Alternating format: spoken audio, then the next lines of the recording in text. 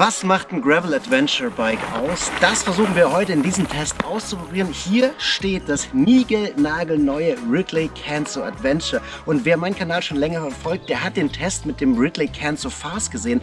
Einem der schnellsten Gravel Bikes, die es momentan auf dem Markt gibt. Ridley gibt sogar an, dass das Canso Fast das windschnittigste Gravel Bike ist, das es weltweit momentan zu kaufen gibt. Windschnittig ist auch dieses Rad, aber das ist für einen ganz anderen Einsatzzweck gedacht. Das Ridley Canso Adventure ist für Bikepacking, für alles Mögliche außer Schnellfahren gedacht, und genau in dieser Ausführung, die wir jetzt haben mit der RockShox Rudy Federgabel, sind wir eigentlich in einem Mountainbike-Bereich unterwegs. Und es gilt natürlich auch, sich die Frage zu stellen, ist jetzt dieses Rad einfach nur ein Mountainbike mit einem Dropdown-Lenker oder haben wir es hier noch mit einem reinrassigen Gravelbike zu tun? Und ja, das hat was damit zu tun, wie du für dich Gravel interpretierst. Wenn du auf so losem Schotter, wie wir hier gerade in Italien in der Toskana haben, unterwegs bist, dann bist du froh über weite Reifenfreiheit. Und hier an dem Rad haben wir eine Reifenfreiheit bis zu 57 mm mit 700C in Mountainbike-Reifengrößen, also mit 29, dann kann man das Ganze sogar bis zu 2,1 Zoll breiten Reifen fahren. Und das sieht dann wirklich aus wie ein Mountainbike, hat aber auch die Traktion wie ein Mountainbike, und den Vorteil, den sehen wir gleich auf den Trails. Wir haben jetzt hier einen riesengroßen Innenraum in dem Rahmendreieck. Das ist zum einen dafür da, Taschen unterzubringen, und zum anderen an den Anschraubpunkten auch noch so Gadgets neben Flaschenhaltern wie Tools und so weiter zu befestigen und dabei nicht mit diesen Taschen in die Quere zu kommen.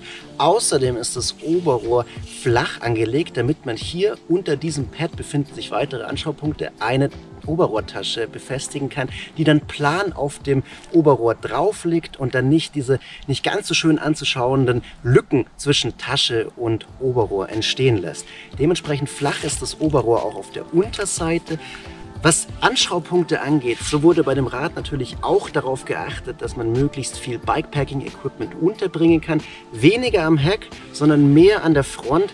Die Carbon-Version des Ridley Canso Adventures, das es dann auch schlussendlich in der High-End-Version für 5.300 € zu kaufen gibt, hat 4 Anschraubpunkte auf jeder Gabelseite. Insgesamt kann man die Gabel dann auch mit einem Lowrider mit bis zu 9 Kilogramm belasten. Auch hier sind die Kabel richtig gut integriert. Bei der Carbon-Gabel-Version führen die Kabel schon durch den Lenker in den Vorbau ins Steuerrohr und sind überhaupt nicht sichtbar. Das ist zum einen aerodynamisch und zum anderen kommen die Kabel dann der Oberrohr der Lenkertasche nicht in die Quere.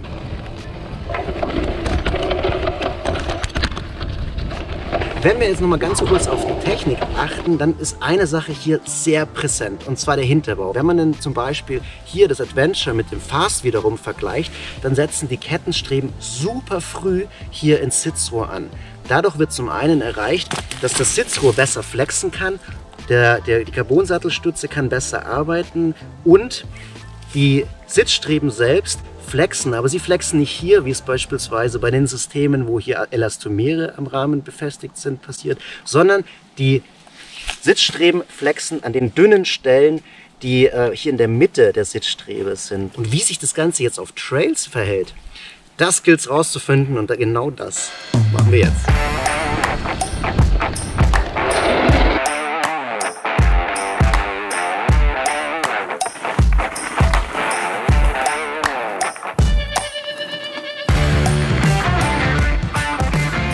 Bei einem gebundenen Trail ist ja auch, was bringt mir jetzt hier die RockShox Rudy mit eigentlich nur 30 mm Federweg? Merkt man das überhaupt?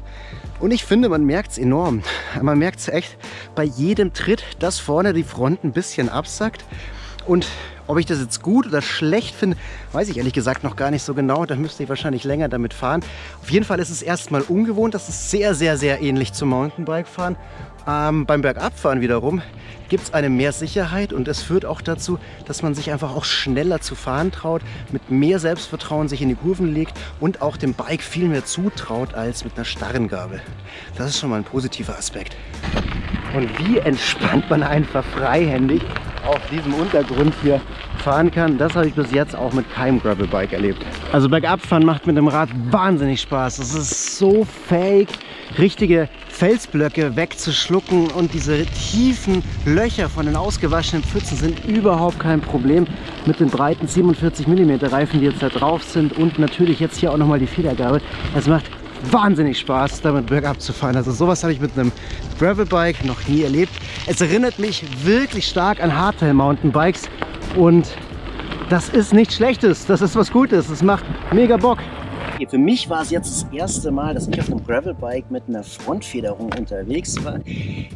Am Anfang muss ich ganz ehrlich sagen, auf dem Teer habe ich mir gedacht, was zum Henker mache ich denn da eigentlich? Es ist so wahnsinnig anstrengend, diese Anstiege zu meistern mit dem Gerät. Wäre es nicht vielleicht einfacher, auf die Frontfedergabel zu verzichten und zu sagen, wir wollen einfach irgendwie beim Gravelbike bleiben? Aber sobald das Ding auf Gravel unterwegs ist, auf dem Schotter, merkst du, hier möchte das Rad auch bleiben und hier gehört es auch hin. Und ihr habt gerade gesehen, mit welcher Geschwindigkeit und mit welchem Selbstvertrauen man sich da auch diese Trails und Routen, Gravelrouten runter stürzen kann. Das ist absoluter Wahnsinn, macht ultra viel Bock. Und wer dann sagt, ja, das ist dann vielleicht ein Hardtail-Mountainbike mit einem Dropdown-Lenker, ja, vielleicht ist er gar nicht so verkehrt, aber es macht einfach wahnsinnig viel Spaß. Was ist denn auch für ein Argument, das dagegen spricht? Mir hat es gezeigt, dass dieses Genre absolut eine Daseinsberechtigung hat.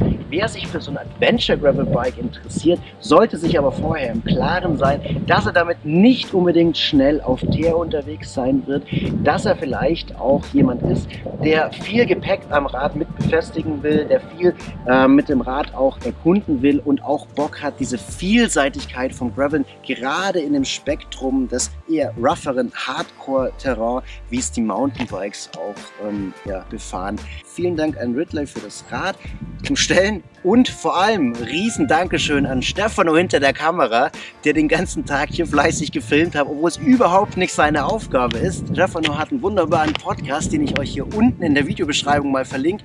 Hört da gerne mal rein. Stefano interviewt Größen aus der Bike-Industrie, aber auch aus dem aktiven Bikesport, und das Ganze auf Englisch. Link ist unten in der Videobeschreibung, schaut es euch gerne an, und wenn ihr weitere Videos von dem Event sehen wollt, auf dem ich gerade bin, einfach dranbleiben, da kommen die nächsten Wochen einige Videos. Vielen Dank fürs Zuschauen und bis bald. Ciao.